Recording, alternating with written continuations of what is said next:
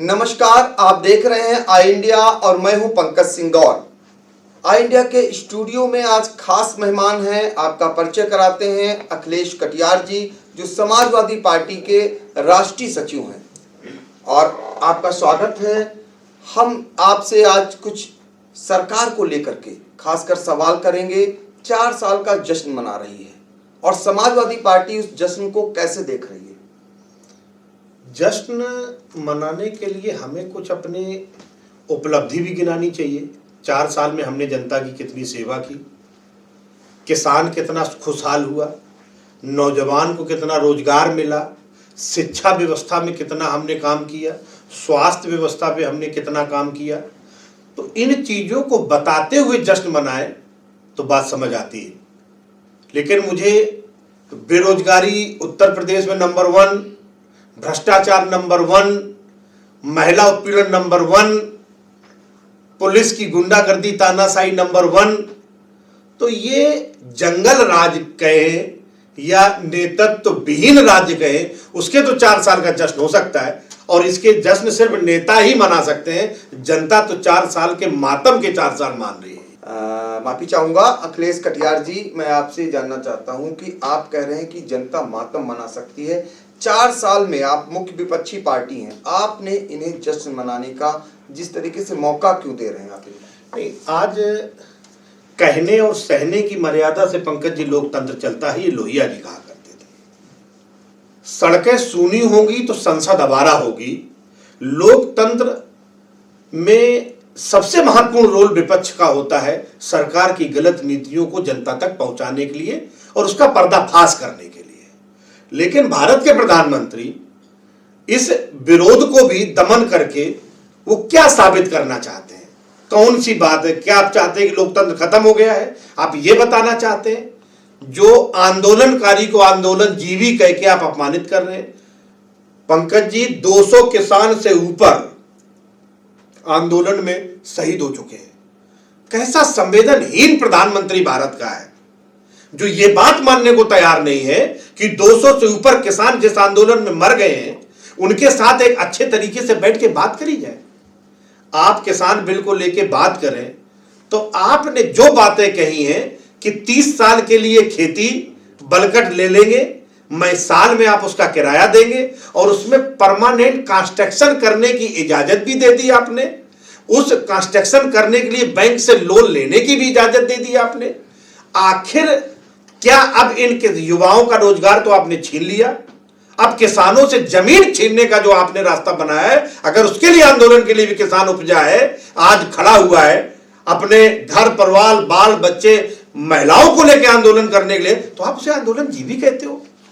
असली बात पंकज जी ये है कि जिसका परिवार नहीं होता वो परिवार का दुख नहीं समझ सकता। बच्चे, आज आप यहां सीतापुर में हैं पंकज बाबू, गरीब के बच्चे ने साल भर से स्कूल का मुंह नहीं देखा है। लैपटॉप आप ऑनलाइन पढ़ाई कराओगे? भारत में जिन गांवों में खाने पीने की स्थिति है वहां ऑनलाइन पढ़ाई कराएंगे आप? अमीर का बच्चा तो स्कूल जा रहा है, गरीब के लिए तुमने शिक्षा खत्म कर दी। अमीरों के लिए 7 स्टार हॉस्पिटल बना दिए, अमीर को भगवान, गरीब को भगवान भरोसे मरने के लिए छोड़ दिया आपने। मुझे नहीं लगता कि किस तरीके का ये जश्न है और किस तरीके की ये बात है। हमारे लोग आंदोलन करने के लिए निकलते तो आप जेल में डाल देते हैं। समाजवादियों के लाल टोपी के नाम पे कहते गुंडे। अपने चश्मे से दुनिया को मत देखिए योगी जी। औलाद होती, परिवार होता तो तुम में भी दर्द होता। बेटी के साथ बलात्कार होने के बाद बाप और भाई क्या महसूस करते हैं, आप उससे दूर हो नहीं महसूस कर सकते आप, और ये जनता अब आपसे उम्मीद नहीं करती है। तो अखिलेश कटियार जी, ये बताइए कि क्या जैसे कहते हैं तूफान आने के पहले की खामोशी है, 22 में जो बाइसिकल आप चलाने जा रहे हैं, तो इन सब मुद्दों को लेकर के जो अभी खामोशी है वो एक तूफान बन के आने वाली है।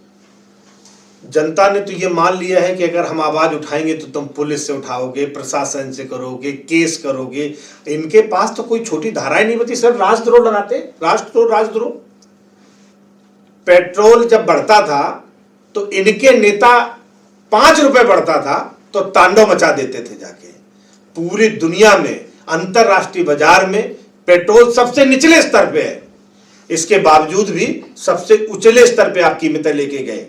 बगल के देश में श्रीलंका में यहाँ 50 आधे कीमत पे पेट्रोल बेच रहे हैं, आप डबल कीमत पे पेट्रोल बेच रहे हो। मतलब लूट क्या अब इस जनता की चमड़ी उधेड़ने के लिए बची है, गाल सूख गए हैं, पसुलियां दिखने लगी है। तो क्या माना जाए कि आने वाले समय में समाजवादी पार्टी एक विकल्प बनकर, एक विरोध बनकर उभरेगी और ये सरकार जो है, इन सरकार के विरोध में वो दर्शाएगी कि हम ही एक मुख्य विपक्षी पार्टी हैं? पंकज जी, हम जो मांग रहे हैं जनता के बीच में, जो हम जाएंगे जनता के दरबार में, हम अपने पिछले 5 सालों के काम को लेके जाएंगे। हम आने वाले 5 सालों का रोड मैप लेके जाएंगे। बेरोजगारी कैसे मिटाएंगे उसका हम ब्लूप्रिंट लेके जाएंगे।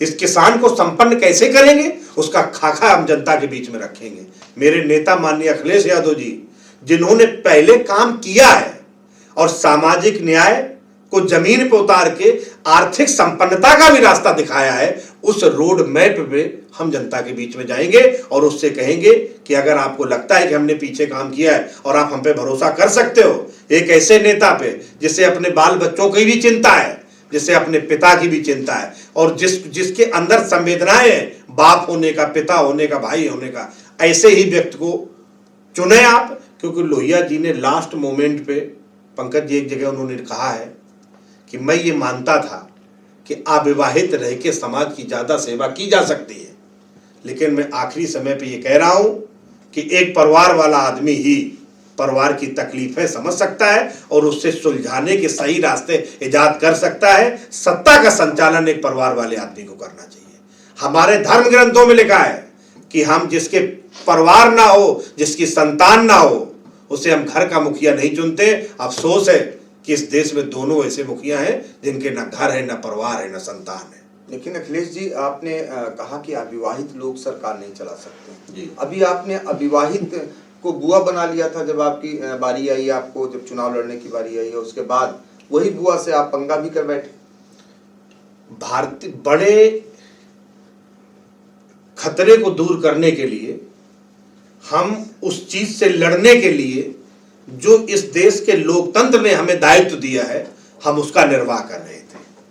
हम चाह रहे थे कि इस देश में भारतीय जनता पार्टी जैसी संविधान विरोधी और लोकतंत्र विरोधी ताकतों को सत्ता में आने से रोका जाए।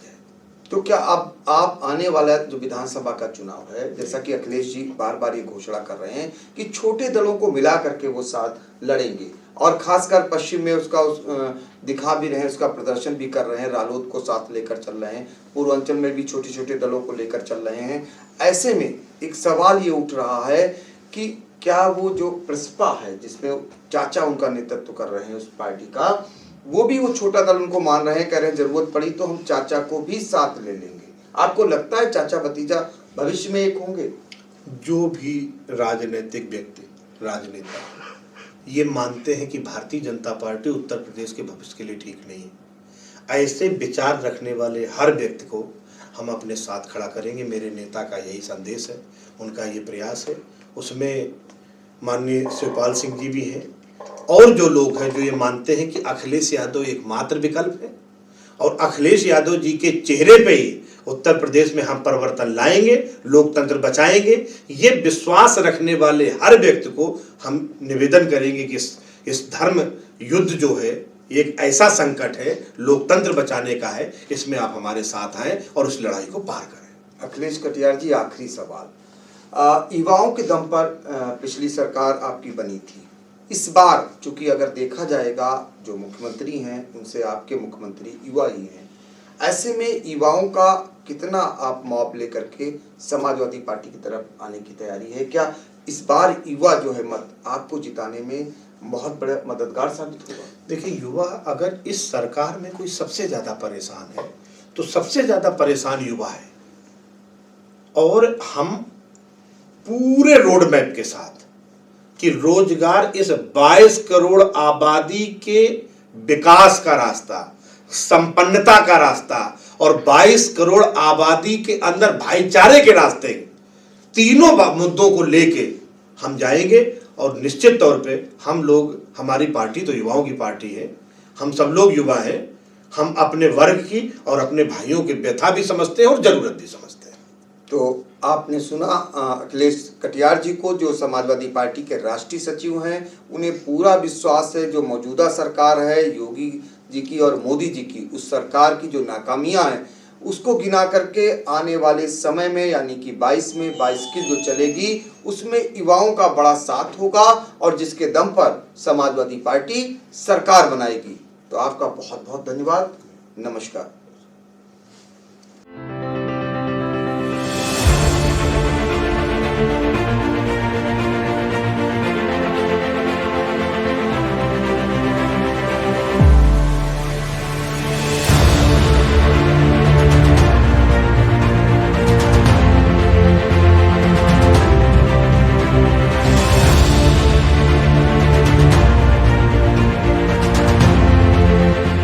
खबर आपकी, नजर हमारी। देखते रहिए आई इंडिया।